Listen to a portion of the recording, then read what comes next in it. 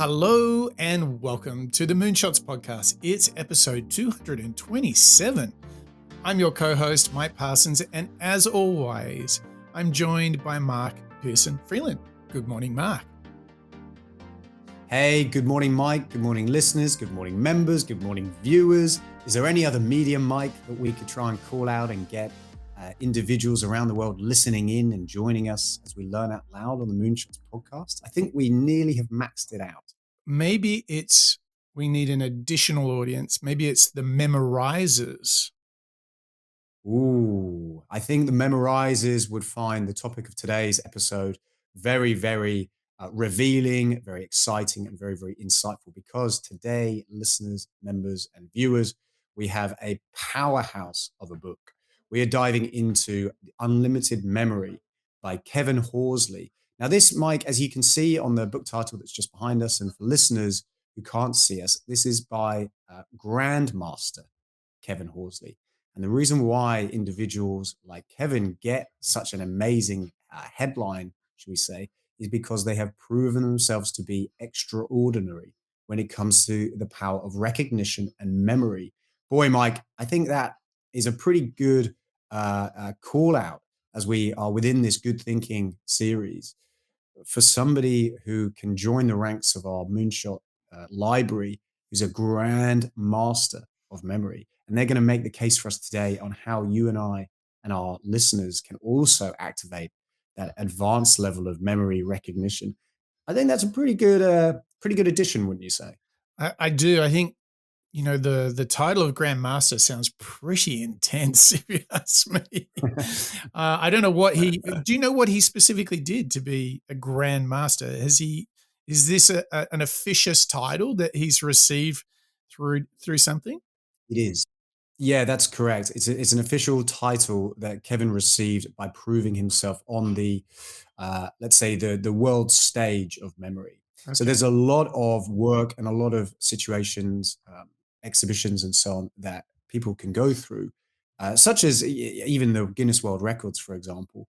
He's essentially a Guinness World Record legend when it comes to memory. Holy smoke. Holy smoke. Grandmaster of chess. Now, see, he spent a lifetime pursuing an unlimited memory. And I think we have to confess to our listeners that we actually both were really surprised in preparing this show and studying this book because we both were like, gee, I hadn't thought that I could work on my memory as actively as what Kevin suggests. And in fact, it's a bit analogous to the happiness series. We both walked away from that going, wow, you can really kind of work on happiness like going to the gym. And I have to say, I think Mm. memory is exactly the same, don't you? Yeah, I think that's an interesting build, Mike. I mean, Kevin was one of those individuals who wasn't necessarily born with, an ultra large brain. He wasn't necessarily remembering his ABCs any quicker than anybody else. Instead, he was actually dyslexic and he actually struggled through going through school, but he was able to train his brain, Wow. similar to, as you've just said, any other muscle, to retain information much more substantially than anyone else. And through the work that he did, through analysis, through trial and error, figuring out the things that worked well for him, he was then able to put that into practice, like I said earlier, to win medals and prove himself on the world record stage through repetition. So Mm. he essentially had figured out a lot of the tips and tricks and techniques that worked for him. He complemented that with some scientific research and has developed this book based on what he's understood from a scientific as well as proven stage that enabled him to get to the grand master level within the memory game.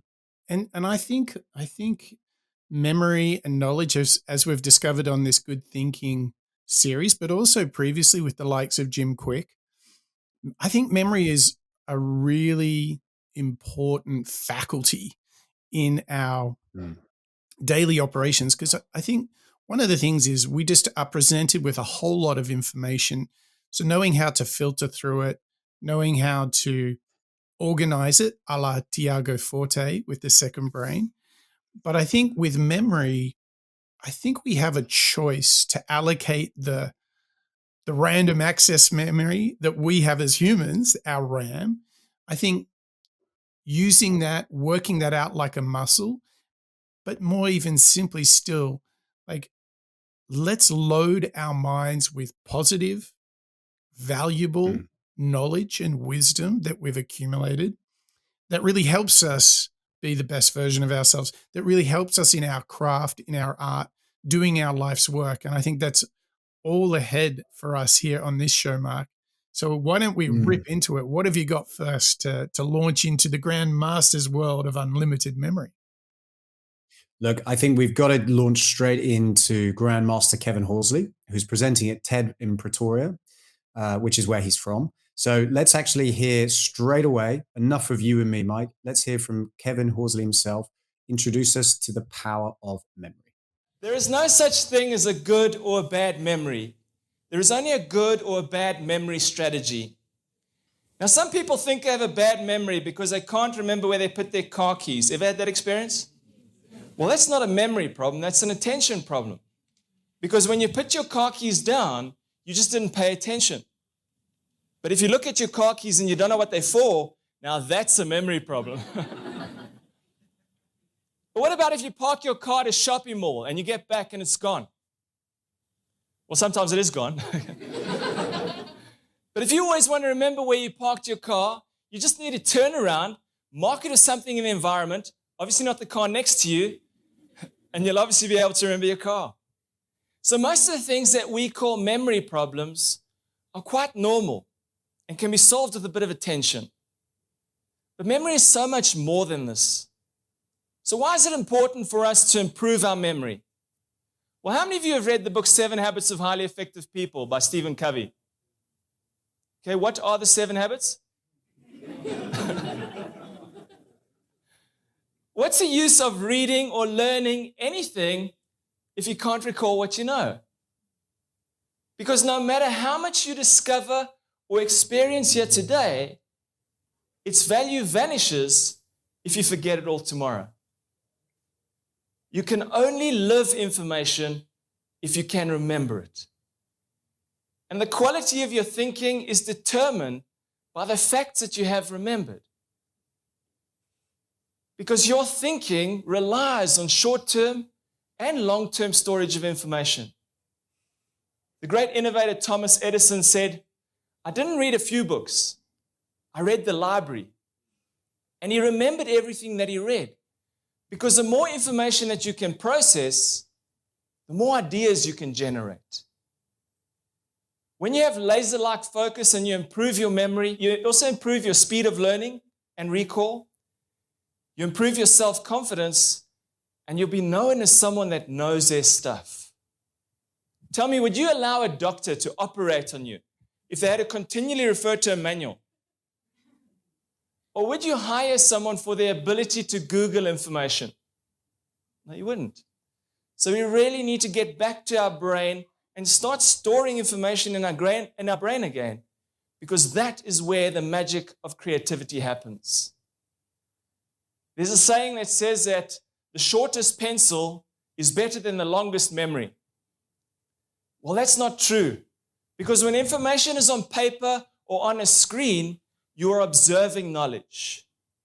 But when it is in your brain, you have an inward experience of knowledge. And the more memories you have properly stored in your brain, the more potential you have to make unique combinations and connections. And the more you know, the easier it is to get to know more. Unique combinations and connections that almost surmises our battle, Mark, of trying to remember everything we learn on the show, right? We're constantly That's right. looking at those connections, and it's a great trick. I mean, we've studied Stephen Covey's 7 Habits of Highly Effective People. And when Don't he put me on the says, spot. what are the actual 7 habits? You're like, oh boy. And it's funny, Mm. I can't recall all 7. And we studied, I've read the book, and I can't recall all 7 because there's so much I coming know. in my brain every week and every day. And I do think that, so many problems that we see in the world have been solved before. And so I think if you have the ability to go back into history, for example, if you look at 7 Habits of Highly Effective People, you might argue that a lot of self-improvement books that have come following that book riff on very similar themes, right? Mm. So what you see is that historically speaking, like mankind's been around for millennia solving problems.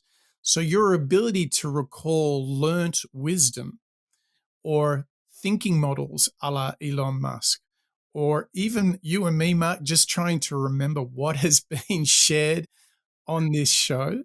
For example, with Stephen Covey, oh my gosh, like the circle of influence and focusing on that circle that you do in fact control and not Mm. worrying about things beyond that. What a powerful thought. I'm so glad that that really stuck with me. But on the other hand, maybe if Mm. I'd listened to Kevin, I could remember the other 6 as well. I know. I know. But I think that's a really interesting um, insight, Mike. There's been so many individuals and so much work done before us that a lot of the time, the problems that we are facing have probably been solved elsewhere or Yes. they've been solved before. And like you say, there's been so many times when us, both on the podcast as well as in our own working lives, we'll be picking up these books to try and help us. All of us do, whether they're problems with careers, with relationships, with decision making, or just using our time efficiently, or happiness. Yes. All of these books have so much wealth and knowledge within them. It can be hard to really crack down and Absolutely. remember all of that stuff. Absolutely. And Kevin's really made that case for me because at the end of the day, my relationship to my memory is fairly light. It's light touch. I don't take a lot of ownership when it comes to improving my memory. Yes. Instead, it just feels like it's fairly fixed, which then goes against the insights that we've always shared, which Yeah. is growth mindset and so Yeah, on. yeah, yeah. So here's the Mm. interesting thing. I think I'm quite conscious and active of the inputs, but I haven't been nearly as active and aware of the retention of the good stuff. Like I Mm. said, I instantly can recall the most powerful and vivid habit from the 7 Habits book, but I can't, I'd have to Mm. really go back and write it out a bit to see if I can remember the Yeah. others. And I think this is the opportunity that when we're presented with complex problems, if we can recall the lessons of history, or even still make it even easier, at least we can recall the thinking models, the mindsets or approaches that would be available to us. Like, say there's a problem, maybe I can think about it in a couple of different ways. Being able to Mm. recall those actively, and this takes me back to Cal Newport's deep work, this active Mhm. recall of knowledge is so very crucial because that's when you make connections, synergies, imagination happens, all of those good things. So he's certainly made a great case, and I'd like to make a case to you, Mark, that we truly have some great members as well. Oh, that's right, Mike. Indeed, we do. And I'm going to confess, I don't have everybody memorized off the top of my head yet, but maybe inspired by today's show, I will be able to remember everybody's name. But until then, let me read out from my piece of paper that I prepared earlier. Please welcome our annual members Bob, John, Terry, Ken, Dietmar, Marjan, Connor, Rodrigo, Lisa, Sid, Mr. Bonjour, Paul, Berg, Kalman, David, Joe, Crystal, Ivo, Christian, Samuela, Barbara, Andre, Eric, Chris, Deborah, Lasse, and brand new graduate who has joined the ranks of the annual members this week, Steve. But again, close on those heels include Craig, Daniel, Andrew, Ravi, Yvette, Karen, Raoul, and PJ, Nikawara, Ola, Ingram, Dirk, Emily, Harry, Karthik, and Venkata, Marco, Roger, Steph, Gabir, Anna, Raw, Nimalen, and Eric, Diana, Wade, Amanda, Christoph, Denise, Teresa, Bolinara, Laura, Smitty, Corey, Andre, Gayla, Max, Bertram, Daniela, and Mike. Woo! Mike, maybe one day I will be able to remember all of those people back to back. If anyone's going to teach me how, it's probably going to be the Grandmaster himself, Mr. Kevin Horsley, don't you think? I think so. And a big thanks and a big shout out to all of our members, all of our viewers. So if you are listening on the audio show, head over to YouTube because you can get the show over there, or check the show notes in your app of choice and you'll find a link to YouTube as well. So, okay, the Grandmaster, Mark, he made his case. But the good news is that he has a very memorable acronym for us to actually start applying it, doesn't he? That's right. We're going to now hear from a breakdown with Dreamlet, who does a fantastic YouTube channel. He's going to provide us a breakdown of some of the memory methods available, and they are called the 4C's. In order to master memory, you need the 4C's: concentration, create imagery, connecting concepts, and continuous use. Concentration means purpose, interest, and curiosity. Create imagery means to practice your imagination and senses. The more creative you are, the easier the memory methods are. Connecting concepts means to practice relating the known to the unknown. Continuous use means review and practice as often as you can. Those are the 4C's that will guide you to gaining superhuman memory. Alright, here are the memory methods. Most methods use the journey or mind movie tool, where you imagine certain events happening in your head. First, the car method. In this method, you imagine going through your car and seeing events or objects in a particular sequence that represent what you need to memorize. For instance, if you want to memorize the 7 habits of highly effective people, you might make up a story with a B for be proactive and a brain running to a finish line to represent begin with the end in mind, and so on. Basically, what you have to do is imagine a story with notable characters, and the environment is your car. For the body method, instead of a car, replace it with your body. You can start at your toes and move your way up, or vice versa. And that's it for the body method. There are 2 peg methods. First, the rhyme method. Come up with rhymes for numbers such as 1 bun, 2 shoe, and so on. Then store whatever you need to memorize in the object. Next, the shape method. Imagine objects that are shaped like numbers, such as a pencil for 1 and a duck for 2, and then use those objects to make connections to information you want to memorize. Next is the places or location method. This is essentially the same idea as the car and body method, but you use a place you're very familiar with.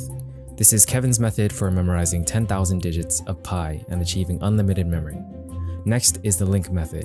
Come up with a story to memorize a list. For instance, you see a man washing a tin with a large Adam's apple. A chef and her son hand him medicine, and then so on. That's for memorizing presidents. Another approach is to combine images and create a story from them. Here's the first 10 elements of the periodic table. Next is memorizing names. First, the comparison method. Think of somebody with the same name as the person you met and compare facial features. Connect them in your mind. For the second method, find an outstanding feature in the person's face, like their nose, eyes, or ears, and link them to their name. Finally, memorizing numbers. Assign each number to a sound. 0 for the s sound, 1 for the t or d sound, 2 for the n sound, 3 for the m sound, 4 for the r sound, 5 for the l sound, 6 for the j, sh, or ch sound, 7 for the k sound, 8 for the v or f sound, 9 for the b or p sound. Vowels are ignored, so United States of America is 21101108347. Use this to remember phone numbers, dates, stock prices, restroom codes, and so on. That was so intense, Mark. Do you know my first reaction there is like, I am doing absolutely none of that. That's exactly the insight I have scribbled down as well, Mike. There were so many, obviously, that's born out of the 4C's from Kevin Horsley, who, as a quick reminder, we'll come back to the framework later on, Mike, as well. But concentration, create imagery, connect concepts, and continuous use. When you then add on those layers that we heard specifically around how you remember names, numbers, and places, I'm not doing any of those things. Again, as I mentioned earlier, my relationship to my memory is very passive. Yes. I will remember what I remember, and that's about it. Sometimes I'll obviously make notes and write the things down that I deem areas that I might struggle to recall later, such as key pieces of information, to-do lists, that sort of thing. I'll obviously write it down, and I'll use a combination of both digital as well as analog for some of those things. But really, Mike, that's probably about the level that I go to. It's lists, it's columns, it's categories, and so on. Maybe more familiar to what we were hearing from Tiago with this building a second brain. But when it comes to memory, really, I'm not utilizing any of those techniques yet, which I think is surprising, isn't it? Yeah, it's such a wake-up call, but also, did I hear it correctly that Kevin Horsley remembered how many characters of the pi number? 10,000. He can So he he can remembered it remember the entire 10,000 number set. through the technique of places. No Correct. wonder he gets So Grandmaster in the title. exactly. Wow, that's These are one of the, and that could well be the Guinness World Record he has actually, because he is able to, and we'll dig in a little bit more later in the rest of this episode as well. We've got a couple of other clips coming up that'll bring that to life. But just the concept of remembering 10,000 oh my items, god. 10,000 numbers specifically that are essentially random, at least to an amateur like myself, it baffles me. I can't comprehend that. That's the sort of Yes. thing that you would assume people who have spent their entire lives and their families, they've inherited this fantastic memory. But really, as I mentioned at the beginning, Kevin Horsley was not that individual when he was Mm, at school. It's something that he's trained himself. And I think yes. that's such a powerful reminder, isn't it? That we could all do this if we are disciplined enough. I think that's Yes. one of the key takeaways that I could pull out of this. If you're disciplined enough to put into practice some of those Yeah, methods, yeah. maybe we can strive for that. What do you think at first listen from that clip? Which do you think, if you were to start, okay, I'm gonna work on my memory now. At least let's Hmm. try and remember the 7 habits. Yeah. Okay, let's Yeah. just start there. Which technique would be your go-to? Well, I'm not choosing this one because it was the first one and my memory isn't so good. Mm, I do have a list here. Actually, I think the car one is mm, a fairly easy one for myself to get into because, and the reason why I quite like that idea is I can visualize the inside of my car fairly easily.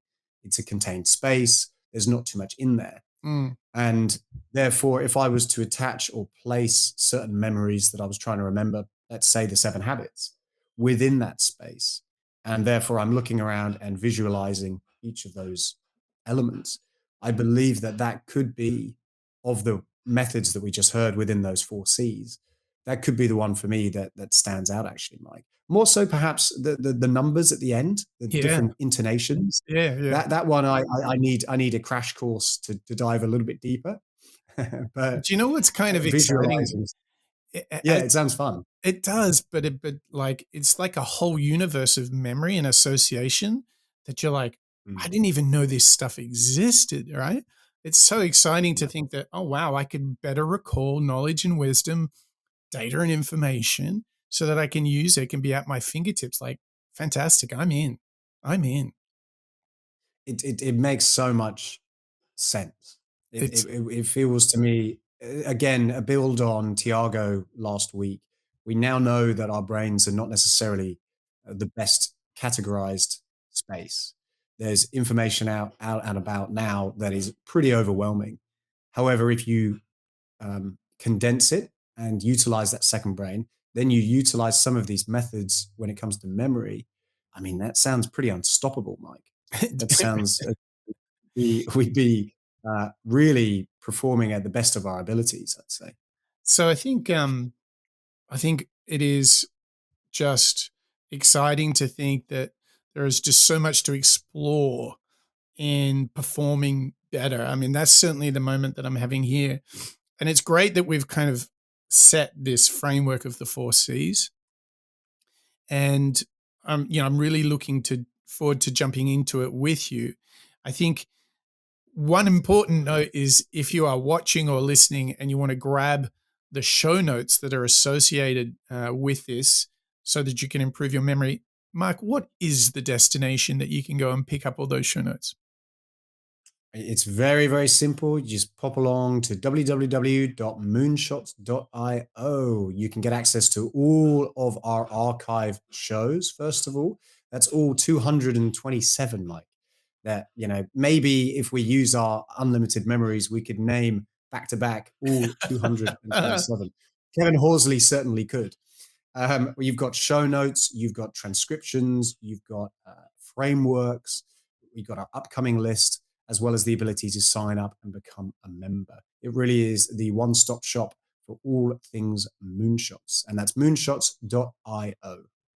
Yeah, I feel like we almost need to be able to associate that with a numerical number if we're to, tip the hat to Kevin. But Mark, we are not done on frameworks, models, and ways to improve our memory, I don't think. No, if anything, Mike, I'm afraid to say we might just be getting started. Oof. So next up, we're going to hear from Productivity Game, a Moonshot's favorite, who's now going to help us break down even further one of Kevin Horsley's very condensed and specific master memory techniques, which is called seeing. The two methods are seeing and placing. First, see it, S-E-E.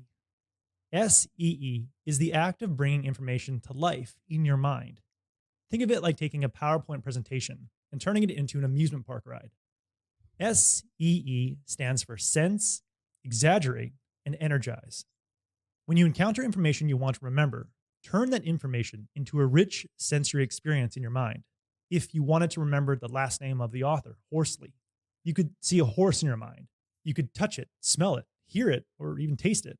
Okay, tasting a horse is a bit gross, but it's memorable. Then exaggerate the images you've imagined. Make the horse pink and make it the size of a house. The goal is to be extreme, ridiculous, and funny. Horsley says, the more illogical the image, the more it will stick. There is no scientific evidence to prove that learning should be serious. And finally, energize the image in your mind by tapping into your inner Walt Disney and turning still images into motion pictures. S-E-E, sense, exaggerate, and energize. I use the S-E-E method whenever I give a presentation. When I was preparing for a talk on the 5 feel-good neurochemicals that are naturally released in a state of flow, that optimal state where you feel your best and perform your best, I use the S-E-E method to remember the association between each neurochemical and a familiar drug to help my audience understand the effect of each neurochemical. Now, it's worth noting that you can't take these 5 drugs and experience flow because the 5 neurochemicals have to be in perfect balance, which the brain naturally does in a state of flow. The first neurochemical was dopamine.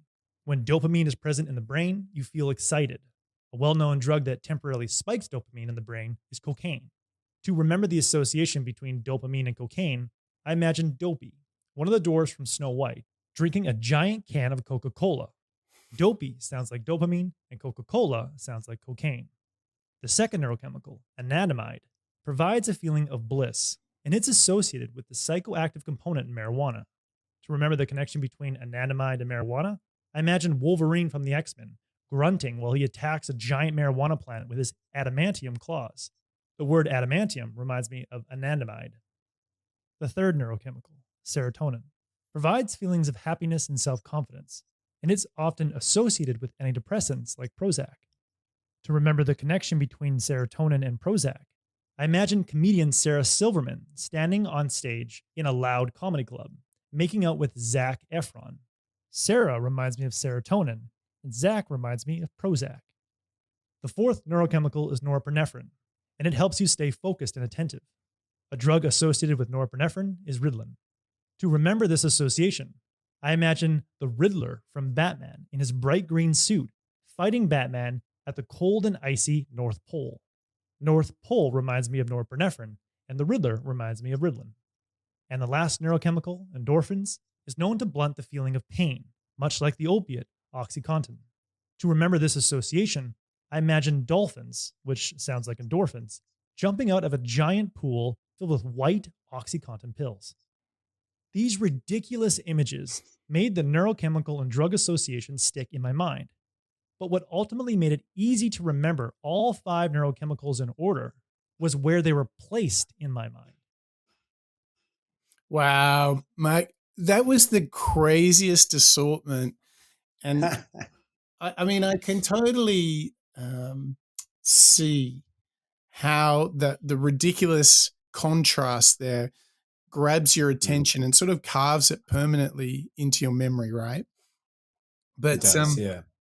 but I have to say, like, that's such an elaborate exercise, and I can see why it works, but I'm almost a little bit just surprised at the work that you need to do to really cultivate this memory aspect. You know what I mean? Yeah, I do know what you mean. When you break it down as productivity game has there for us, which is quite a nice, let's say, case study, trying to remember those specific drugs and ingredients and so on. I think it demonstrates to me how tongue in cheek your approach to memory can be. And what I mean by that is it does not need to be something that's very, very dry. For me, in my past, doing exams as a child, university, college, so on, the way that I was trying to retain information was repetition, repetition, repetition, writing it down again and again and again until my belief, at least, this is the way that I was raised. If you write it down enough, it's going to stick. What I find a real interesting call out through that clip, as well as the work that we're getting from Kevin Horsley, is that it doesn't need to be that straightforward or dry or simple, It can be sitting there fun. writing it It out can be again and fun. again. And it can be, that's exactly the words I was writing Yeah, down. It yeah. can be fun. And actually, in a funny sort of way, there are now references that we've just heard in that clip that I'm now going to remember Yes. because of seeing somebody else come up with a slightly crazy or creative solution. You're right, Mike. It does seem as though there's a little bit of work that has to go into setting it up, at Totally. least from a creative perspective. But I guess the proof is, as they say, in the pudding. If you're then able to retain that information from just that Right. small amount of work that you would do up front to then, let's say, for life, now remember it, maybe that is a fairly good value equation. Well, yeah, it's certainly worthwhile, but it shows you that, you know, because so few of us, I'm going to assume that if you and I are like not doing this work, I'm going to assume that a ton of our viewers and listeners are also like, geez, I'm not doing Mm. any of this as well. Yeah. It shows you Yeah. like how much is untapped. It makes me Yes. walk away going, oh my gosh, how much memory, wisdom, and knowledge is untapped just because we simply can't Yeah. recall it. Yeah, and actually, that to me is one of the key takeaways that I'm already having from this. How much am I wasting from a knowledge perspective? How much of my memory am I treating as disposable, I suppose? All of those pieces of information are just the iceberg, the tip of the iceberg, isn't it? We all learn so much every single day. We're exposed to so much, and we naturally deprioritize a lot of it. But actually, if you are to, spend that time, structure it, remember those certain facts, it really can be probably something that gets easier over time. It probably does come naturally once you start, pulling out the Wolverines and so on once or twice. It probably does make it a little bit easier each time. But boy, it does sound like I've been underutilizing this aspect of my life until now. But let's now go on the other side of this. How exciting that there are all these ready-made models, tools available for us to go and to use to accelerate, improve the Mm, efficiency of our memory, to be able to recall the good stuff in life. And we just talked mm. about seeing. Kevin's got this other one called placing, right? He does indeed. So now let's jump straight back in to Productivity Game, who's now going to give us the second half of Kevin's master methods. If you ever have a long list of items you want to remember, like 5 stories for a presentation or 10 ingredients for a recipe, place the items of that list in the memory of a familiar environment. See, our minds are great at remembering the details of the environments we've been in. Just close your eyes and try to imagine walking through your house. After a second or two, I'm sure you'll be able to imagine your front door, then your kitchen, then your TV room, then maybe your stairs and your bathroom. You can leverage the ease with which you recall environments to easily remember new information. In the case of that neurochemical presentation I gave, I imagined Dopey greeting me at the front door of my house with a giant can of Coke.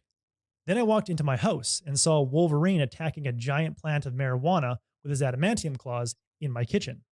Then I walked into my TV room, and on the TV, I saw Sarah Silverman making it with Zac Efron. Then I walked upstairs and saw Riddler fighting Batman at the top of my ice covered staircase. Then I went into my bathroom and saw mini dolphins jumping out of the bathtub, which was filled with thousands of white OxyContin pills. Author Kevin Horsley says, "The journey is like the paper, and the images are like the ink." The placing method allows you to use every building you've lived in, worked at, or visited to store new information. You can walk through and place information in your parents' house, or in the hallways of your high school, or in the aisles of the grocery store you're familiar with. You can place information on the route to work, or on the route you take to your favorite restaurant. Author Kevin Horsley says, "Some people say I will run out of space, but if I gave you a truck full of objects to place in a shopping mall, would you be able to do that? Of course you would. If you look for it, you will find thousands and thousands of places just waiting to be used in your mind. There are no limits to this system, only limits in your own thinking. Get rid of the excuses like I'm not creative or I don't think like this. This isn't how I thought either. This is how I train myself to think because it works. Perfect memory is a skill and not some special gift." Like so much of life, right, Mark? It's like Yeah. crazy. If you just work on it, it's amazing what you can master. Why do you think the placing works so well? Mm. For me, it's in fact, it's probably why I was gravitating towards all of the, as we heard within the 4C clip, we heard a plethora of different approaches there. We heard car, body, peg, shape, places, link, names, and numbers. Yeah. For me, that first one, the car space actually stood out a lot because it was somewhere that I was able to visualize so well. Yeah. And I think that's where what Kevin's trying to make the case for with the idea of the placing principle. If you think about the place that you, or a space, I suppose, that you frequent the most, it's probably going to be your own home. Mm. Obviously, as we are hearing at the end of the clip, you can obviously expand it into shopping malls, villages, your neighborhood, whatever it is, if you need more space. But for me, the placing seems so ownable and unique. Yeah. And I can visualize my house so well that if I was to place those unusual situations or unusual moments within my house, I'm therefore going to remember it. It's like seeing something unusual when you're out and about. Maybe it's a whale swimming by in the Right. ocean. Right. Maybe it's something strange. Maybe it's a posh car that you've never seen before driving along the road. You're more likely to probably remember those things that are, as we saw in the C principle, exaggerated. It's something unique, something Mm. weird. Mm. If you're seeing it in your normal familiar environment, perhaps that's even more memorable because it is so unusual. I think for me, that's really what I'm starting to understand when it comes to Kevin's work on this memory. If you create new memories that are then reinforcing the memories that you're trying to remember, Right. you've almost got to have a memory to remember. But But isn't that it memory has to be unusual. isn't it hilarious that creatively in your imagination, placing ideas and these moments and memory in a physical place helps you? Mm, It's like storing them in your imagination requires you to imagine a real place. That's such an yeah. ironic twist, isn't it? Well, I think the case for me, and here's how I interpret the value of that. It isn't too dissimilar to writing down your thoughts or your considerations into a journal or on a piece of paper or whatever it might be. Because what you're doing there, and this works for me, is you're making them physical. You're bringing them into a new dimension, let's say. It's coming out of my head onto a piece of paper. If I can then do the same when it comes to memories and I'm attaching them to real world situations, let's say, or real world locations, that for me feels a little bit more um, unusual, a little bit more memorable. It's certainly not something I ever really got taught at school. Mm. It isn't necessarily something that I really invested a lot of time in my early career or early adult life to really understand or utilize. But actually, as we've started to understand today, this idea really has already helped me remember a few things from just the clips that we've learned today That's right. That's because it's crazy. so strange and unusual.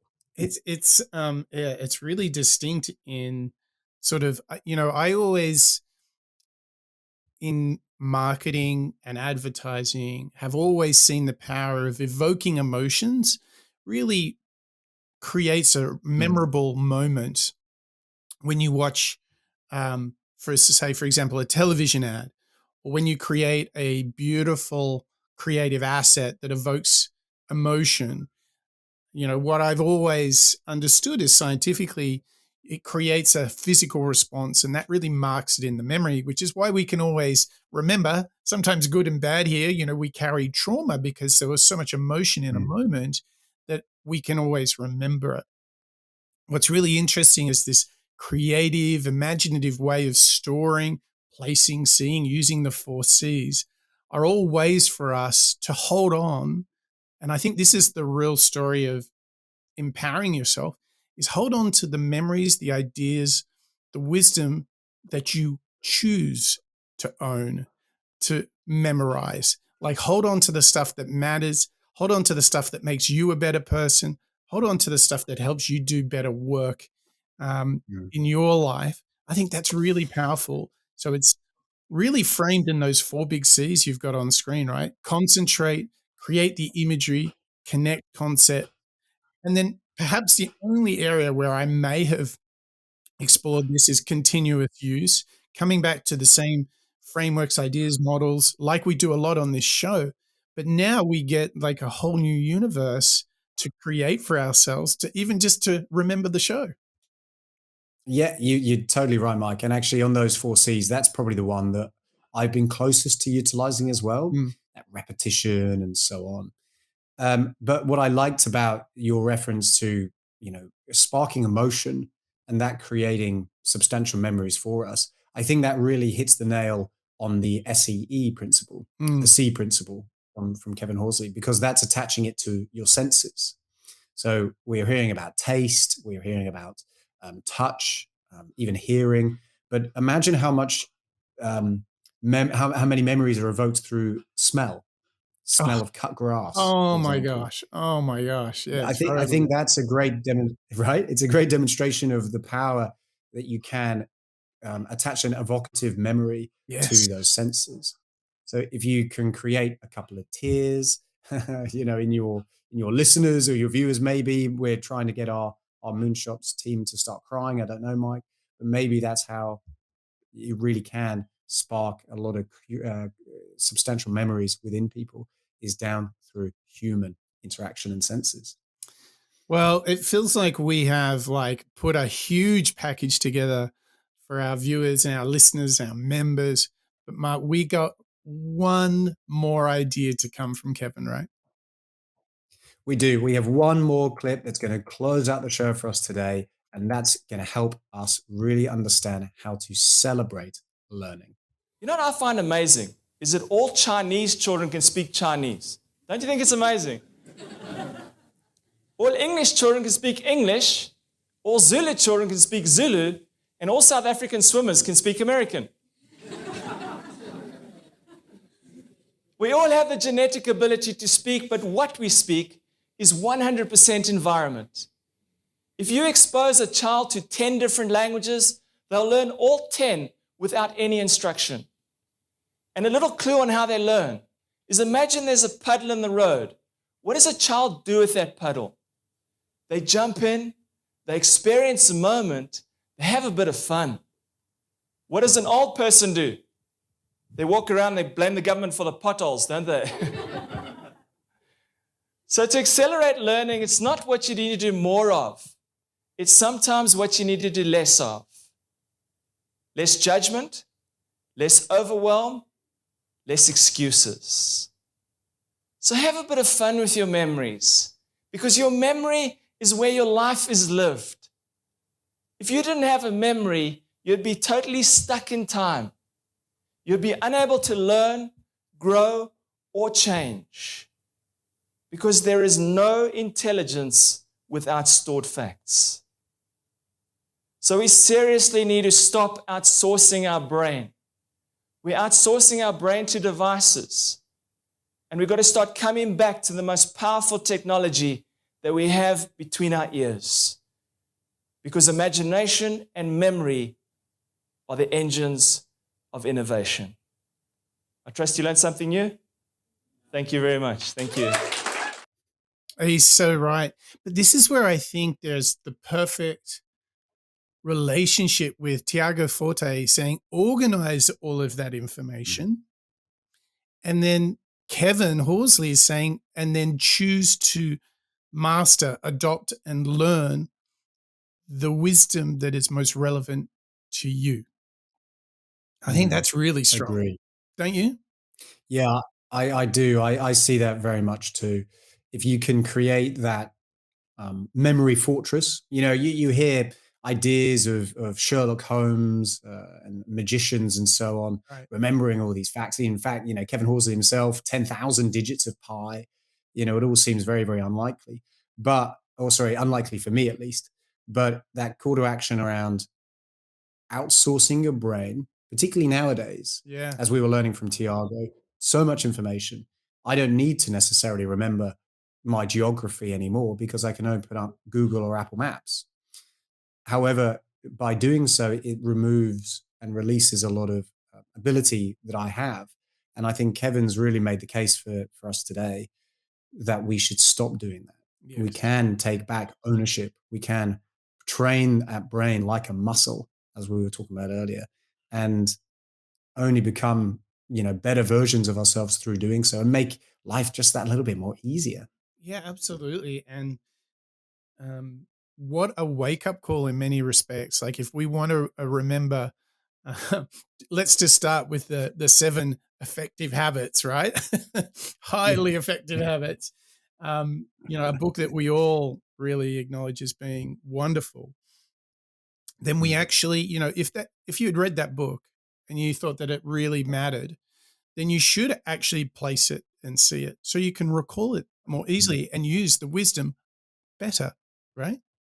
Yeah, that's it. And in fact, what I'm going to try and do, Mike, is actually utilize some of those techniques today as I'm trying to remember all of those different variations of the memory techniques. Yes. So to remember the memory techniques, I'll utilize some of the memory techniques. Good for you. So are you seeing or placing? What's going to be your first protocol?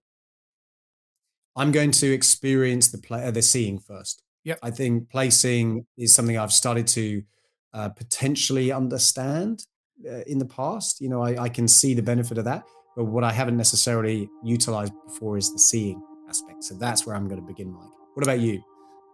Absolutely. I think seeing is my starting point. That seems more natural for me. I feel like I've got a world of learning ahead of me and I just can't wait. So I want to say thank you to you, Mark. I want to say thank you to our members, our viewers, and our listeners too. Thank you for joining us on show 227 with Kevin Horsley and his work, Unlimited Memory. And it really started with an introduction to the power of memory. That's right, you can remember 10,000 digits just like the Grandmaster himself. And we have available to us all sorts of methods and methodologies, the 4C's being the one that Kevin brings to us today. And the 2 that we really enjoyed discovering was the seeing and the placing. Get out the senses, exaggerate, energize, place your ideas in a location, and you will store that memory so that you can use it to be creative and imaginative, to fuel your innovation, to be the best version of yourself. And that's what we're all about here on the Moonshots podcast. That's a wrap.